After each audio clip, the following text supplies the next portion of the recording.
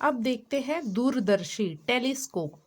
यह एक प्रकाशिक यंत्र होता है जिसकी सहायता से दूर की वस्तुओं को देखकर उनका अध्ययन किया जाता है। ठीक है, ध्यान रखेंगे सूक्ष्मदर्शी जो है वस्तु के प्रतिबिंब का आकार बढ़ा देता है, साइज बढ़ा देता है। वस्तु छोटी है इसलिए दर्शन कोण छोटा बन रहा है, इसलिए हमको स्पष्ट देखना है तो प्रतिबिंब का आकार बढ़ा देता है, साइज बढ़ाता है।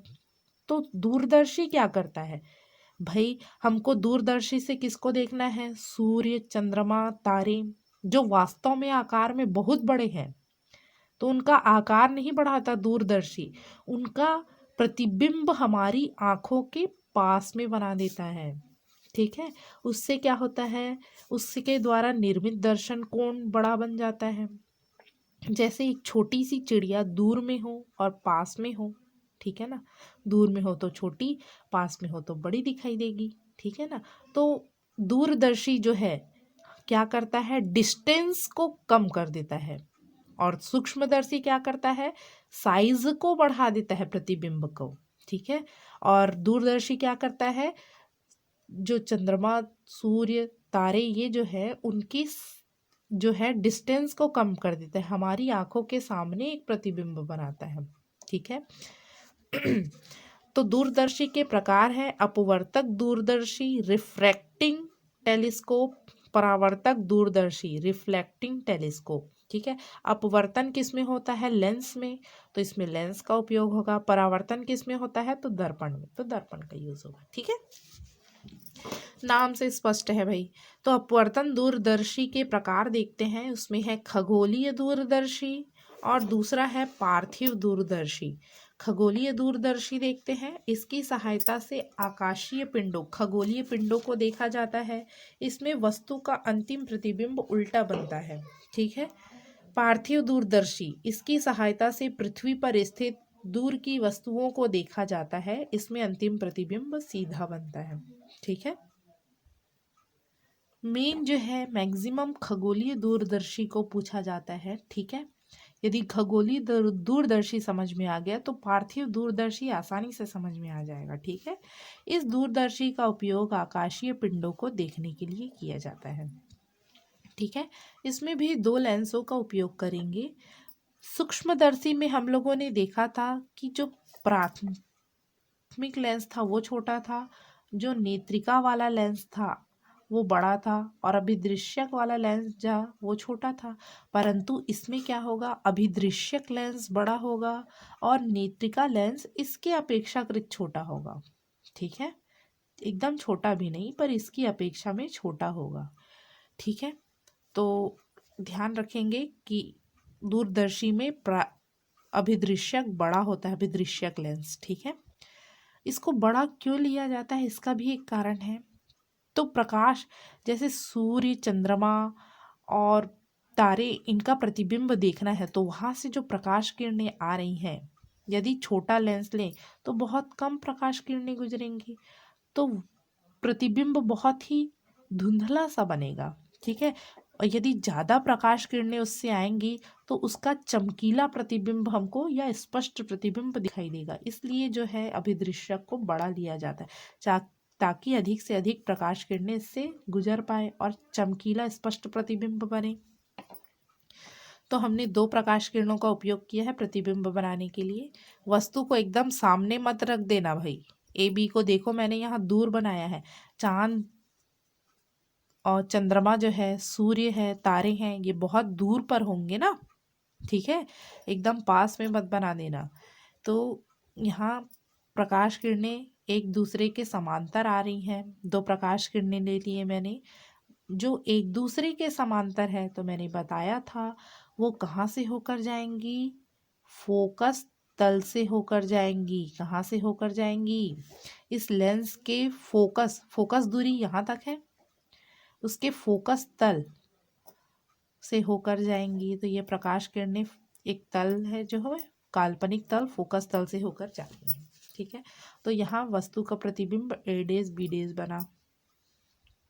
ठीक है, अब ए डेज बी डेज इस प्रकार से होगा कि वो नेत्रिका लेंस के फोकस और प्रकाश केंद्र के बीच में आपतित हो, जिससे वस्तु का आभासी, सीधा और बड़ा प्रतिबिंब बनेगा। ये तो सरल सूक्ष्मदर्शी जैसा हो गया कि कहाँ होना चाहिए, फोकस और प्रकाश केंद्र के बीच में। तो सरल सूक्ष्मदर्शी यदि आता है तो सारी चीजें बन जाएंगी। ठीक है, ठीक है। तो यहाँ पर वस्तु जो है फोकस, नेत्रिका के फोकस Fe और प्रकाश केंद्र के बीच में बना है, अतः वस्तु का आभासी, बड़ा और क्या बनेगा, सीधा प्रतिबिंब प्राप्त होता है। ठीक है, प्रकाश किरण समझ में आ रहा है, जो मुख्य अक्ष के समांतर है वो अपवर्तन के पश्चात फोकस से होकर जाएंगी, जो प्रकाश केंद्र से होकर जा रही है वो उसी दिशा में लौट आएंगी। ये देखो, दोनों किरणें एक दूसरे को नहीं काट रही हैं, पीछे की ओर बढ़ाएंगे। कभी भी प्रकाश किरणों को पीछे की ओर बढ़ाएं मतलब आभासी प्रतिबिंब बनेगा। ठीक है, ये प्रतिबिंब इसके लिए किसका कार्य करेगा, वस्तु, इसलिए वस्तु की दूरी UE ले लिए। नेत्रिका के लिए ये फोकस तल में बन रहा है, मतलब ये दूरी क्या होगी, फोकस दूरी के बराबर FO ले लिए। ठीक है, अब ये प्रकाश किरण जो है वस्तु द्वारा निर्मित कोण अल्फा है। वस्तु द्वारा निर्मित दर्शन कोण क्या है जी, अल्फा लेते हैं ना। और शीर्षाभिमुख कोण से हम जानते हैं इधर अल्फा, तो इधर भी क्या बनेगा, अल्फा। इसकी आवर्धन क्षमता का सूत्र क्या होगा, तो अंतिम प्रतिबिंब द्वारा निर्मित दर्शन कोण बटे वस्तु द्वारा निर्मित दर्शन कोण। यहाँ ये मत लिख देना कि स्पष्ट दृष्टि की न्यूनतम दूरी पर वस्तु द्वारा निर्मित दर्शन कोण। क्यों नहीं लिख सकते भाई, सूर्य, तारे, चंद्रमा, ग्रह, उपग्रह, इन सबको 25 सेंटीमीटर में ला सकते हैं क्या? 25 सेंटीमीटर में स्पष्ट दृष्टि की न्यूनतम दूरी होता है ना, नहीं ला सकते। तो इसीलिए यहाँ लिखेंगे वस्तु द्वारा निर्मित दर्शन कोण। इस चीज का बहुत अच्छे से ध्यान रखेंगे।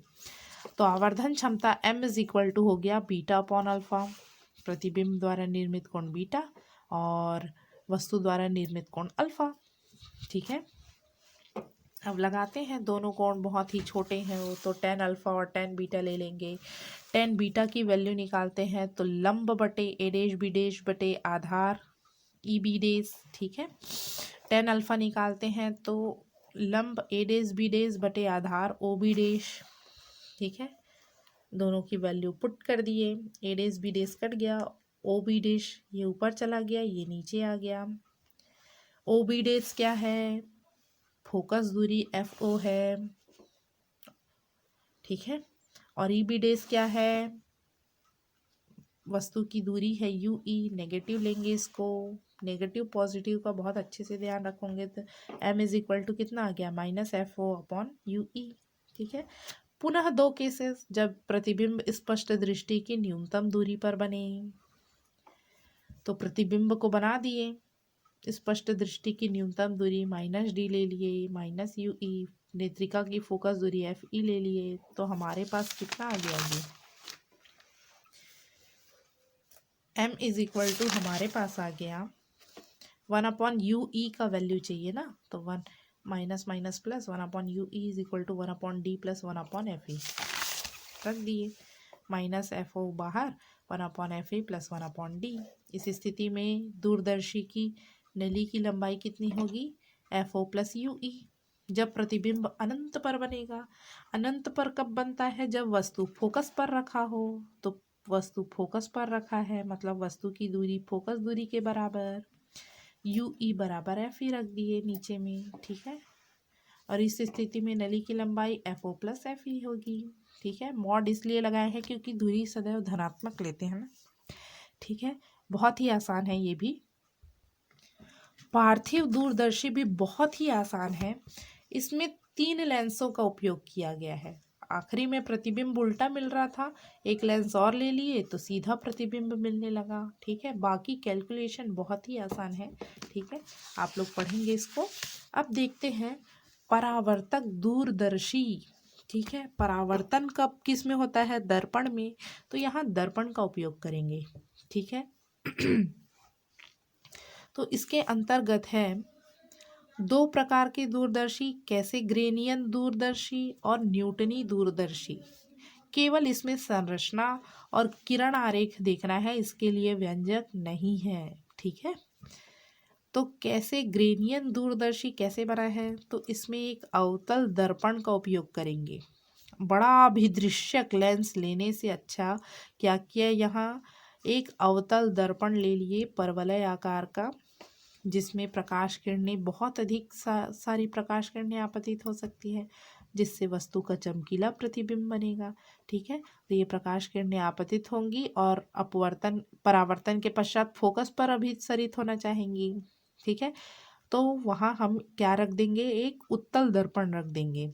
ठीक है, जिससे प्रकाश किरणें परावर्तित होकर नेत्रिका के पास वस्तु का प्रतिबिंब बनाएगी। ठीक, केवल इसमें इतना ही है। न्यूटनी दूरदर्शी में देखते हैं, इसमें भी अवतल दर्पण के लिए है, प्रकाश किरणें यहाँ आपतित होंगी, परंतु यहाँ परावर्तन के पश्चात जो प्रकाश किरण है वो समतल दर्पण पर आपतित होंगी। ठीक है, और यहाँ से जो प्रकाश किरण है परावर्तित होकर प्रतिबिंब A'(B' का निर्माण करेंगी। ठीक है, तो इस प्रकार से दोनों में अंतर क्या है, इसमें भी अवतल दर्पण है, इसमें भी अवतल दर्पण है, परंतु परावर्तन के पश्चात इसमें उत्तल दर्पण से होगा परावर्तन, अंतिम परावर्तन, और इसमें दर्पण समतल दर्पण का उपयोग किए हैं। ठीक है, क्यों जो है परावर्तक दूरदर्शी का उपयोग हम कर रहे हैं, क्यों अपवर्तक दूरदर्शी का उपयोग नहीं कर रहे हैं, तो अभिदृश्यक आप लोगों ने देखा बहुत बड़ा था।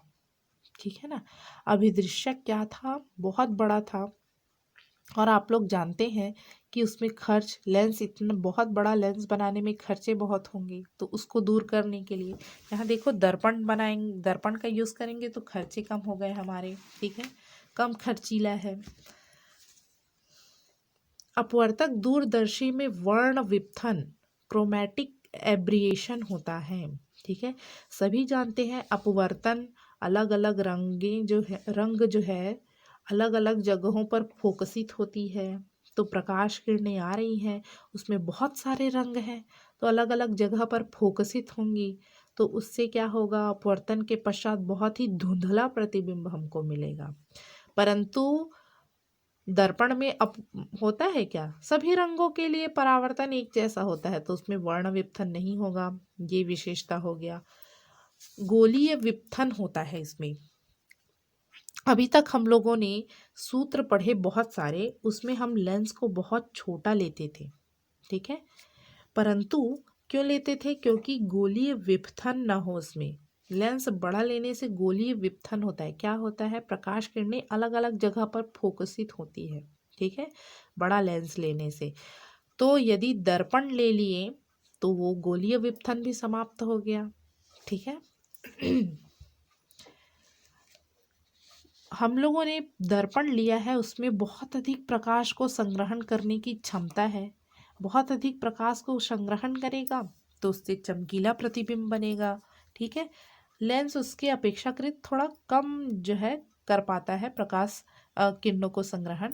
ठीक है, नेक्स्ट है दर्पण का व्यास अधिक होता है, अतः परावर्तक दूरदर्शी की आवर्धन क्षमता और विभेदन क्षमता भी बहुत अधिक होती है। ठीक है, अपवर्तक दूरदर्शी की तुलना में सस्ता भी होता है परावर्तक दूरदर्शी। ठीक है, तो इस प्रकार से परावर्तक दूरदर्शी का विशेषताएं हैं और अपवर्तक दूरदर्शी के कुछ दोष दोनों को साथ में बताया गया है। ठीक है, तो ये सारी चीज़ें बहुत ही इम्पोर्टेंट है, आप सब लोग पढ़ेंगे, अंतर देख लेंगे। ठीक है, खगोलीय और गैलीलियो दूरदर्शी में। ठीक है, बहुत ही आसान चैप्टर है ये।